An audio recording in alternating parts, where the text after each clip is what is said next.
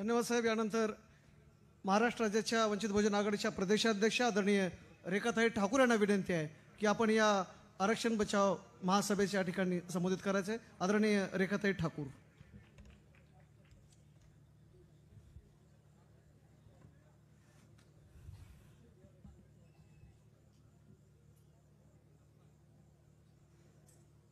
आरक्षण बचाव यात्रेच्या नांदेड शहरामधील या सभेसाठी मंचावर उपस्थित आदरणीय नेते बाळासाहेब आंबेडकर, मंचावर उपस्थित माझे सर्व सहकारी, वंचित बहुजन आघाडीचे सर्व राज्याचे, जिल्ह्याचे, शहराचे पदाधिकारी, महिला आघाडीच्या सर्व पदाधिकारी आणि समोर उपस्थित नांदेडमधील नागरिक बंधू भगिनींनो,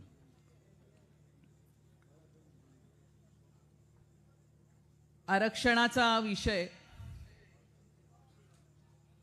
हा डॉक्टर बाबासाहेब आंबेडकरांनी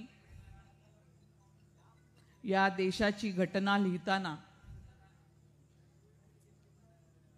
जे स्वप्न पाहिलं, मनुस्मृतीचं जी व्यवस्था होती ती व्यवस्था नष्ट करून या ठिकाणी समतेवर, बंधुतेवर आधारित एक समाज निर्मितीचं स्वप्न पाहिलं आणि म्हणून अनेक असे कार्यक्रम संविधानामध्ये त्यांनी दिलेले आहेत. ज्या समाजामध्ये मुळात समतेचं मूल्य नाही, प्रचंड उच्च नीचतेच्या हजारो वर्षांच्या व्यवस्थेने, भेदाभेदाने प्रचंड विषमता निर्माण केलेली आहे, त्या समाजाला जर का समतेकडे घेऊन जायचं असेल तर त्याच्यावर विशेष उपाययोजना कराव्या लागतात. आणि म्हणून आरक्षणाचं तत्व हे बाबासाहेब आंबेडकरांसारख्या एका समाजशास्त्रज्ञाने आणि या ठिकाणच्या वंचित बहुजनांच्या नेत्याने संविधानाला दिलेलं एक बहुमोल तत्व आहे. परंतु या ठिकाणी हे आपण नीट स्पष्ट समजून घेतलं पाहिजे की ज्यांना मनुस्मृतीच्या व्यवस्थेचीच ती व्यवस्थाच टिकवायची होती, अशा उच्चवर्णीय अभिजनांनी कधीही प्रामाणिकपणे या आरक्षणाच्या तत्वाला स्वीकारलं नाही. इकडच्या ॲडमिनिस्ट्रेशनमध्ये असलेली जी उच्चवर्णीय मक्तेदारी आहे त्यांनी कधीही आरक्षणाचे नियम हे काटेकोरपणाने, प्रामाणिकपणाने पाळले नाहीत. आणि आरक्षणाच्या बाबतीमध्ये या ठिकाणच्या अभिजनांनी अशी नॅरेटिव्ह या ठिकाणी उपस्थित केली आणि संपूर्ण देशामध्ये आरक्षणाच्या विरोधामध्ये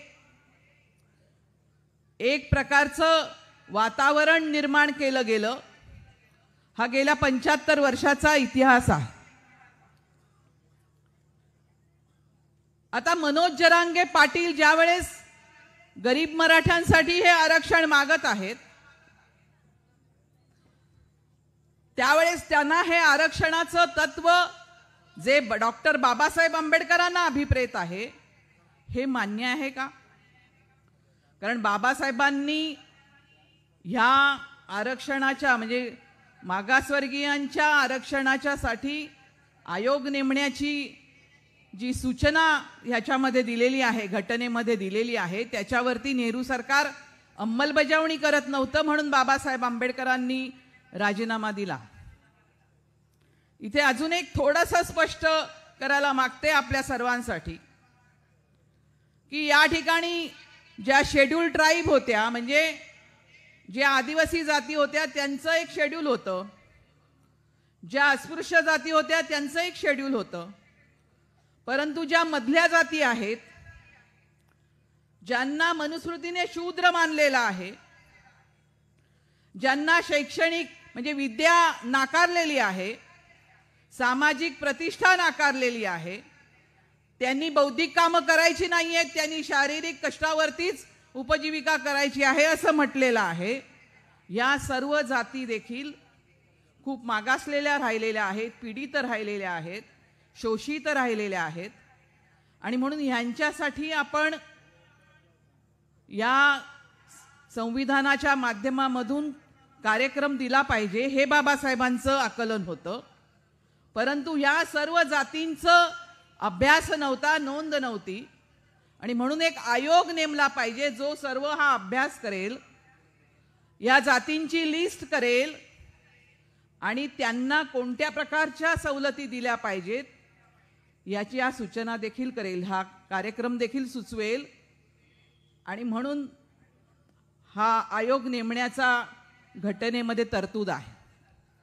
परंतु नेहरू सरकारने ते केलं नाही, म्हणून बाबासाहेबांनी राजीनामा दिला.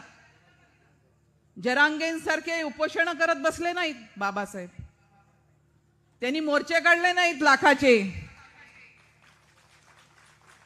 कारण हा अशा प्रकारे शक्ती प्रदर्शनामधून, लोकांच्या शक्ती प्रदर्शनामधून करून घ्यायचा मुद्दाच नाही.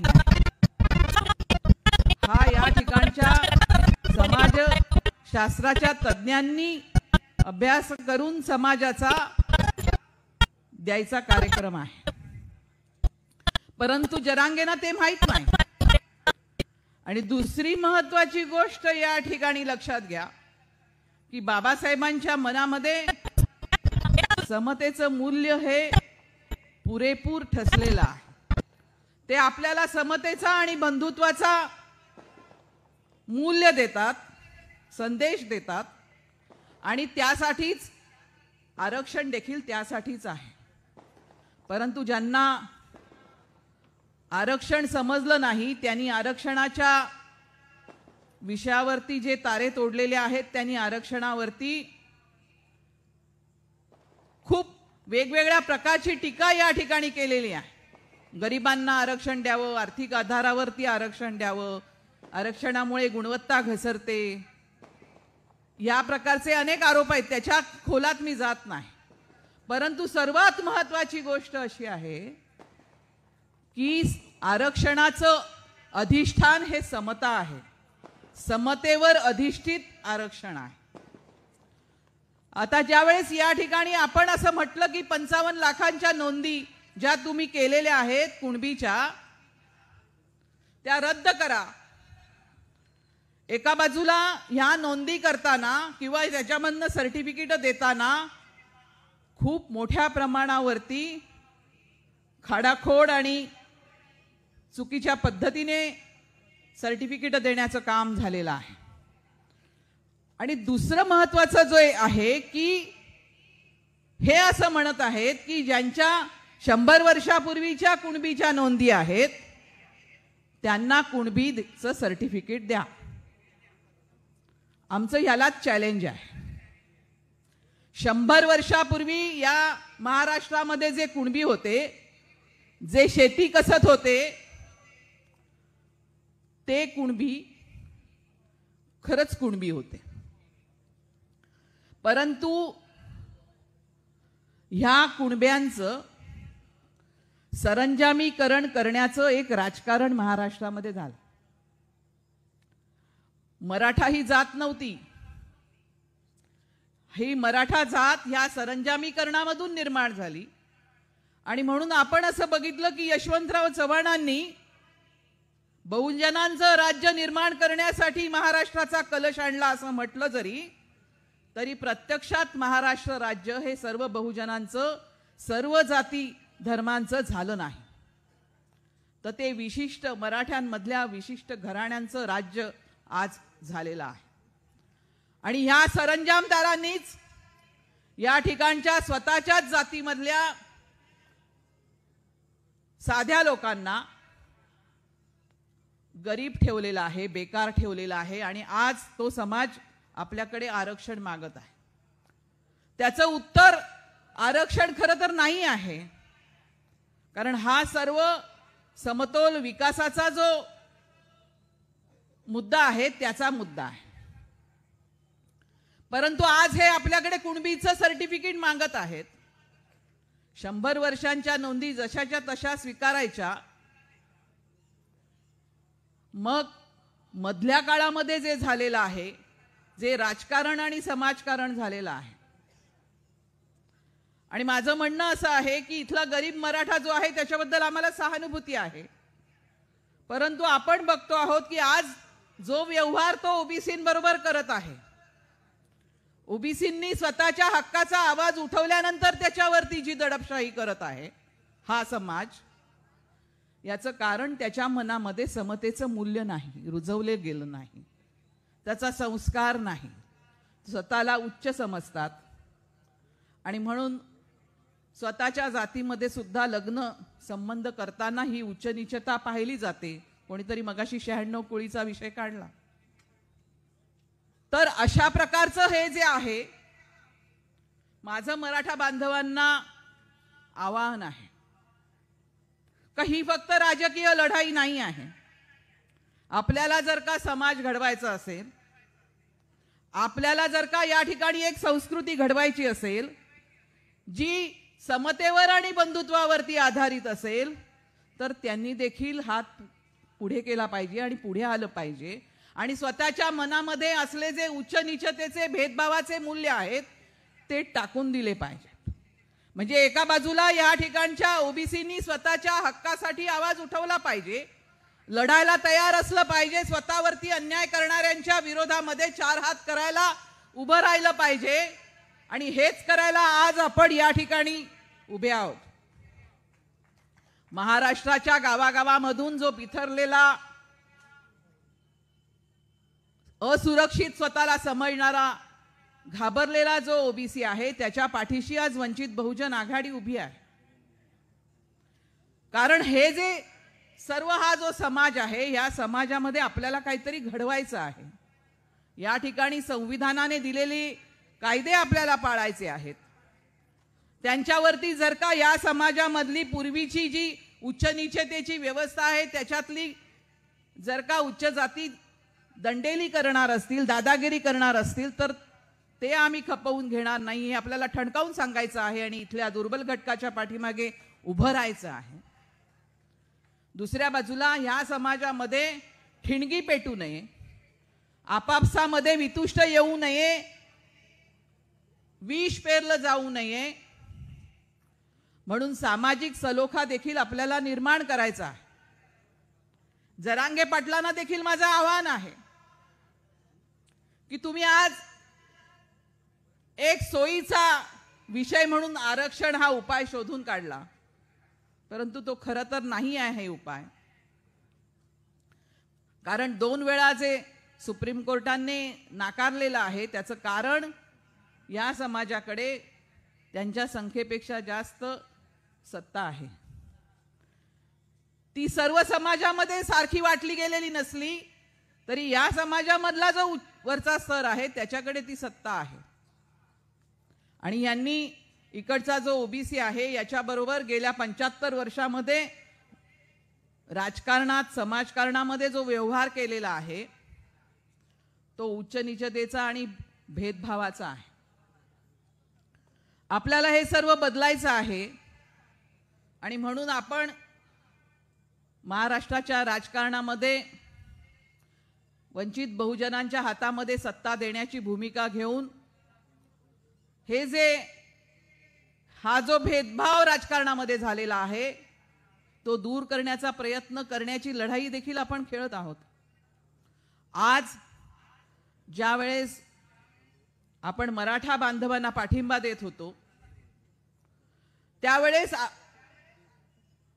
सह्याद्री वसतिगृह, सह्याद्री गेस्ट हाऊस मध्ये जी मीटिंग झाली होती त्याच्यामध्ये बाळासाहेब आंबेडकरांनी पाठवलं होतं वंचित बहुजन आघाडीची प्रतिनिधी म्हणून. आणि त्यावेळेस महाराष्ट्राच्या सरकारला आपण विनंती देखील केली होती की मनोज जरांगे पाटलांची प्रकृती अत्यवस्थ आहे, त्यांना तुम्ही वाचवलं पाहिजे. अशी एक सामाजिक सौहार्दाची भूमिका आपण निभावलेली आहे. परंतु नंतर आपण एक म्हणत होतो की ताट वेगळं ठेवलं पाहिजे, कोटा स्वतंत्र असला पाहिजे, ओबीसीला आधीच त्यांचा जे काही संख्या आहे त्याच्या प्रमाणामध्ये दिलेलं नाही. 52% समूहाला 27% म्हणजे निम्मच दिलेलं आहे, अर्धी भाकर आहे, त्याच्यामध्ये यांना घुसवता येणार नाही. आणि दुसरं ते त्याच्या निकषामध्ये, सामाजिक मागासलेपणाच्या निकषामध्ये, शैक्षणिक मागासलेपणाच्या निकषामध्ये देखील बसत नाहीत. त्यामुळे त्यांना त्याच्यामध्ये आपल्याला बसवता येणार नाही हे आपण सांगत होतो. परंतु आपल्या नाकाखालून सर्टिफिकेट वाटण्याचं काम झालेलं आहे. एका कार्यकर्त्याने मला प्रश्न विचारला की ताई, आपली भूमिका एकदम मराठ्यांच्या विरोधात कशी गेली, आम्हाला मराठे गावातले विचारतात. आपली भूमिका अजिबात मराठ्यांच्या विरोधामध्ये गेलेली नाही. आजही तीच भूमिका आपली आहे. परंतु तुम्हाला जर द्यायचं असेल तर ते कायदा पाळून दिलं जाईल. ओबीसींचा वाटा तुम्हाला हिसकावू दिला जाणार नाही, ही आपली ठाम भूमिका आहे आणि म्हणून आपण हे बोलतो आहोत. पण हे बोलत असताना त्या कार्यकर्त्यांनी मला असंही सांगितलं की ताई, मी अशी पण सर्टिफिकेट बघितली की ज्याच्यावरती ज्या व्यक्तीचं सर्टिफिकेट आहे त्यानेच खाडाखोड करून दुसरं काहीतरी लिहिलेलं आहे. ह्या पद्धतीने सर्टिफिकेट वाटण्याचं जर का काम झालं असेल तर तो तर खूप मोठा हाहाकार आहे. हे काही ऍडमिनिस्ट्रेशन नव्हे. त्यामुळे याच्यामध्ये खूप सारे गंभीर प्रश्न आहेत. या गंभीर प्रश्नामध्ये अतिशय गंभीर भूमिका घेऊन आज वंचित बहुजन आघाडी महाराष्ट्राच्या राजकारणामध्ये उभी आहे. आणि म्हणून तुम्हाला सर्वांना आवाहन आहे की ही लढाई जी आपली आजपर्यंत अपुरी राहिलेली लढाई आहे, उत्तरेमध्ये ज्यावेळेस उत्तर प्रदेश आणि बिहारमध्ये मी ओबीसींचं राज्य येताना, ओबीसींचे मुख्यमंत्री होताना बघते, तेव्हा नेहमीच हे वाटत आलेलं आहे गेल्या 75 वर्षात की महाराष्ट्रामधली ओबीसी चळवळ कधी मोठी होईल, कधी संघटित होईल आणि कधी त्या अर्थाने संघर्षासाठी तयार होईल. मला असं वाटतं की आज त्या टप्प्यावरती आपण पोचलेलो आहोत. आणि म्हणून ही जी संधी आहे याच्यामधून आपण जे बाबासाहेबांचं स्वप्न आहे ते स्वप्न साकार करण्यासाठी, या ठिकाणी खऱ्या अर्थाने वंचित शोषितांचं आणि इथल्या फुलेंच्या भाषेत बोलायचं झालं तर शूद्रातिशूद्रांचं राज्य आणण्यासाठी आपण कटिबद्ध आहोत. आणि म्हणून आज ज्या टप्प्यावर आपण आहोत त्या टप्प्यावरती आज आपण एक कार्यक्रम जो आखलेला आहे 7 ऑगस्टचा, त्या कार्यक्रमासाठी तो फक्त कार्यक्रम नाही तर आपल्याला जे करायचं आहे, जे अपुरं राहिलेलं स्वप्न आहे बाबासाहेबांचं, ते पूर्ण करण्यासाठी असलेली ही एक संधी आहे. आणि ते पुढे घेऊन जाण्यासाठी तुम्ही सर्वांनी त्या ठिकाणी त्या शक्ती प्रदर्शन जे आपलं आहे त्याच्यामध्ये सामील झालं पाहिजे, असं आवाहन मी या ठिकाणी करते आणि मी आपली रजा घेते. धन्यवाद ताई. यानंतर 25 तारखेपासून छत्रपती चैत्यभूमी म्हणून सुरू झालेली ही आरक्षण बचाव महायात्रा आज नांदेडमध्ये येते आणि नांदेडमधल्या तीर्थक्षेत्र मारेगाव यापासून ही यात्रा या ठिकाणी महासभेत त्याचं रूपांतर होते. मी आदरणीय बाळासाहेब आंबेडकरांना विनंती करतो की आपण या आरक्षण बचाव महासभेत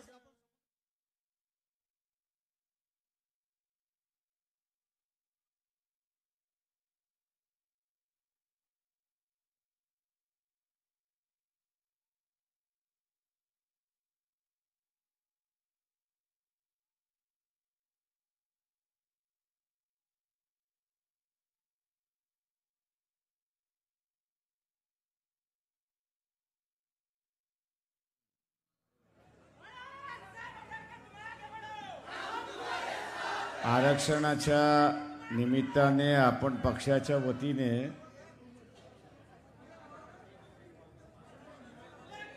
आरक्षण बचाव यात्रा काढली आहे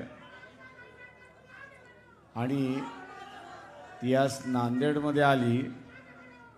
त्याचं आपण स्वागत केलं, याच्याबद्दल मी आपला सगळ्यांचा मनपूर्वक आभारी आहे.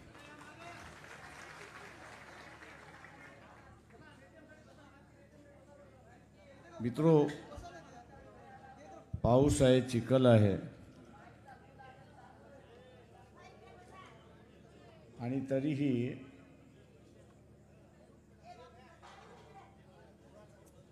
कार्यकर्ते मग ते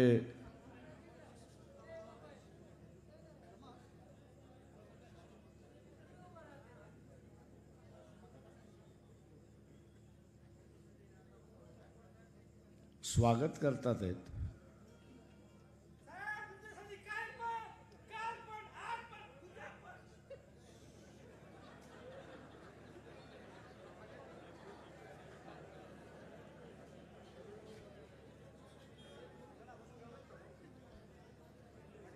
आणि 7 तारखेला आम्ही औरंगाबादला पोचू असे ते गवाही देतात.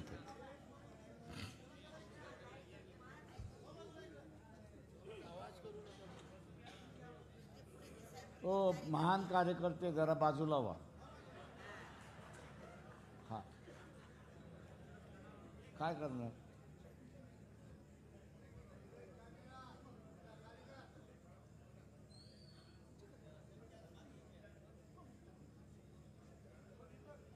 एवढंच सांगेन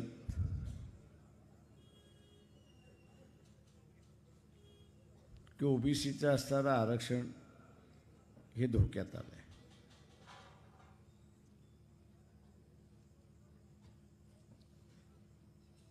याचं कारण की गाड्या फोडायला लागल्यात.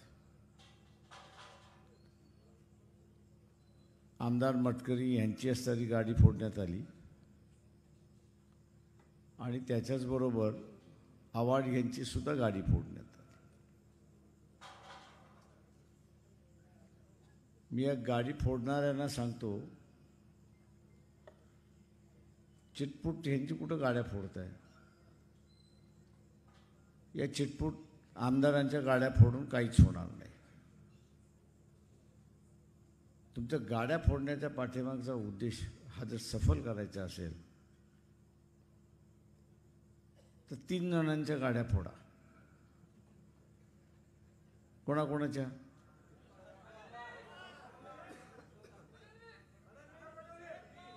नावं घेतली.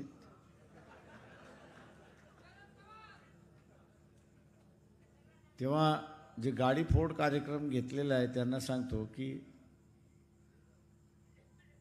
ज्यांच्या हातात निर्णय घ्यायचा नाही त्यांच्या गाड्या फोडून काहीच उपयोग होणार नाही. ज्यांच्या हातात निर्णय आहे त्यांच्या जर गाड्या फोडल्या तर कदाचित आपल्याला असणारं पाहिजे ते मिळेल अशी असणारी परिस्थिती आहे.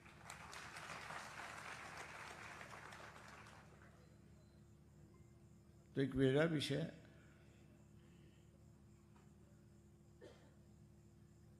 पण ज्या पद्धतीने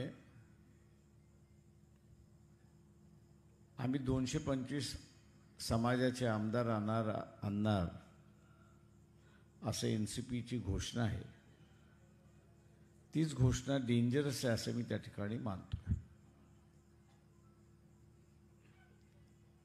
का 225 57 राखीव असं धरलं, 2-4 जागा राहतात आणि उरलेले 288 होऊन जातात. हे आमदार एकदा आले की मग ओबीसींची जी मागणी आहे की जात न्याय जनगणना झाली पाहिजे, त्याच जात न्याय जनगणनेला धरून विधानसभेमध्ये ठराव होईल की आम्ही जातगणना करतो आणि ओबीसीची निश्चित आकडेवारी किती आहे ते आम्ही पाहतो. पण ती निश्चित आकडेवारी येईपर्यंत ओबीसीच्या आरक्षणाचं स्थगन देतो, स्थगिती करतो असा ठराव झाला तर ओबीसीचं आरक्षण बंद झालं असं मी म्हणेन. कारण का जनगणना होईल तेव्हा होईल, जनगणना होऊन आकडेवारी जोपर्यंत बाहेर पडत नाही तोपर्यंत ओबीसीचं आरक्षण लागू करायचं नाही, हा विधानसभेतला ठराव असेल, विधान परिषदेतला ठराव असेल. या ठरावाच्या विरोधात तुम्हाला काहीच करता येणार नाही, कोर्टातही दाद मागता येणार नाही. हा एक मार्ग आहे बंद करायचा. आणि म्हणून या मार्गावरचा जालीम उपाय आहे की 100 ओबीसीचे आमदार निवडून आले पाहिजे. तोच सगळ्यात जालीम उपाय आहे. ही लढाई जी आहे खऱ्या अर्थाने जरांगे पाटील आणि शरद पवार अशी असणारी लढाई आहे असं मी त्या ठिकाणी मानतो. म्हणजे श्रीमंत मराठा आणि गरीब मराठा ह्याच्यातली लढाई आहे. जरांगे पाटील यांना आज पुन्हा आवाहन करतोय की 288 जागा आम्ही लढणार, ती घोषणा केली, ती घोषणा तुम्ही पूर्ण करा. ज्या दिवशी तुम्ही घोषणा पूर्ण केली त्या दिवशी तुम्हाला आणि ओबीसी दोघांना न्याय मिळाला म्हणून समजा. कारण का सत्ता ही 169 कुटुंबांच्या हातामध्ये आहे. नांदेडमधलेच आमदार घ्या, खासदार घ्या, DCC बँकेचे चेअरमन घ्या, जिल्हा परिषदेचे अध्यक्ष घ्या, वेगवेगळ्या सोसायटीचे अध्यक्ष घ्या, APMCचे अध्यक्ष पदाधिकारी घ्या, हे तुम्हाला सगळे नातेवाईक त्या ठिकाणी दिसतील. हे सगळेच नातेवाईक आहेत. आणि मग ही नातेवाईकांची सत्ता संपली तर मग सर्वसामान्य माणसाची सत्ता यायला सुरुवात होते. आणि सर्वसामान्य माणसाची सत्ता आली की तो लोकांच्या प्रश्नाला सोडवण्याचं प्राधान्य देतो, अशी परिस्थिती आहे.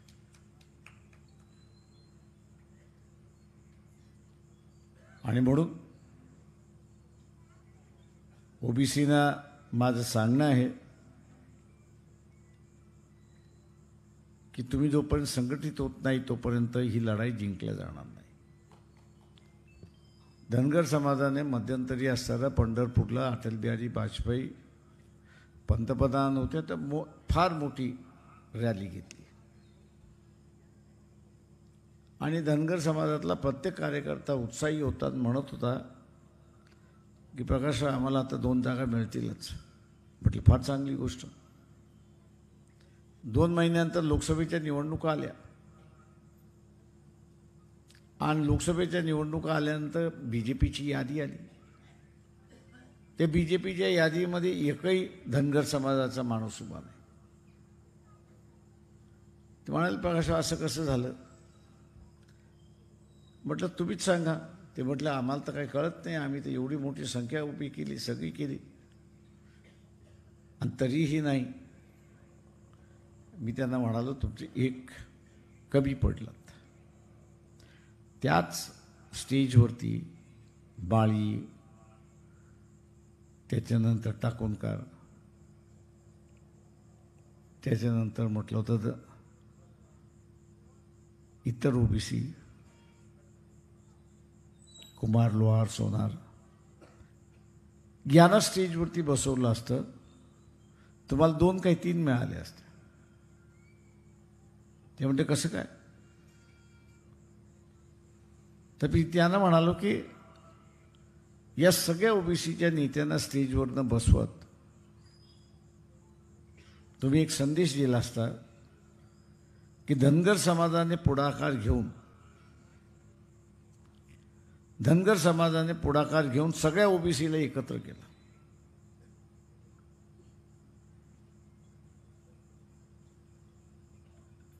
सगळ्या धनगर समाजाने इतर ओबीसीला एकत्र केलं ना आपलं नेतृत्व त्या ठिकाणी करतायत. आता ह्यांना आपल्याला भियावे लागलं. पण म्हटलं तो कार्यक्रम फक्त धनगरांचाच होता. महाराष्ट्रापुरती आपण ताकद दाखवलीत, मतदारसंघात दाखवली नाहीत. आज आपल्याला सुद्धा तेच करायचं आहे मी सर्व ओबीसीच्या कार्यकर्त्यांना आवाहन करतोय की 7 तारखेला औरंगाबादला या यात्रेची जी सांगता होईल,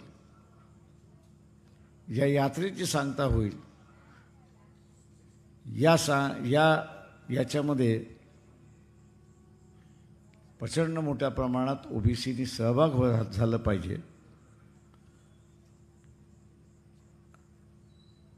झाला पाहिजे. आणि आम्ही एकत्र आहोत आणि एकत्र लढा देऊ हा संदेश त्या ठिकाणी गेला पाहिजे. आज हळूहळू ते दिसायला लागले.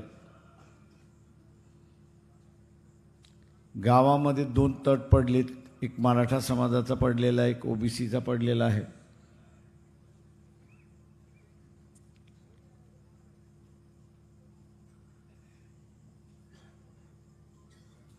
याला आता फायदा घेण्याचा चालेल, दंगली घडवायचं चालेल. पण मी सर्वांना सांगतो की तुमच्या दंगलीने हा प्रश्न सुटणार नाही, कारण आरक्षण देणं हे शासनाचं आहे. दिलेलं आरक्षण बरोबर आहे की चूक आहे ते असताना कोर्टाला बघण्याचा अधिकार आहे. आणि म्हणून आपण या भानगडीत पडू नये असं माझं स्वतःचं म्हणणं आहे. अनेक जण येतील दंगल करायला किंवा दंगल करा म्हणून सांगायला, काहीतरी भानगड करा म्हणून सांगायला. त्याला पहिल्यांदा सांगायचं, तुझ्या मुलीला पहिल्यांदा या भानगड करायला सांग, मग आम्ही त्याच्यामध्ये करतो. म्हणजे आपण म्हणतो नाही का, शिवाजी शेजारच्या घरामध्ये झाला पाहिजे, ते त्याला म्हटलं पाहिजे नाही, शिवाजी शेजारच्या घरामध्ये नाही, शिवाजी पहिल्यांदा तुझ्या घरामध्ये जन्माला आला पाहिजे आणि मग आम्ही असताना त्या ठिकाणी गेलो. माझं आव्हान आहे आपल्या सगळ्यांना की येणाऱ्या 2 महिन्यामध्ये भडकाभडकी फार मोठ्या प्रमाणात होईल. तेव्हा ही भडकाभडकी होणार नाही याची आपण दक्षता घ्यायची आहे. आणि 7 तारखेला औरंगाबादला मोठ्या संख्येने जमून आपण ही यात्रा यशस्वी झाली असं दाखवून द्या, हे आवाहन करतो आणि आपली रजा घेतो. जय भीम, जय भारत. हॅलो, धन्यवाद साहेब. सर्वांना विनंती आहे की अगदी शांततेत आपण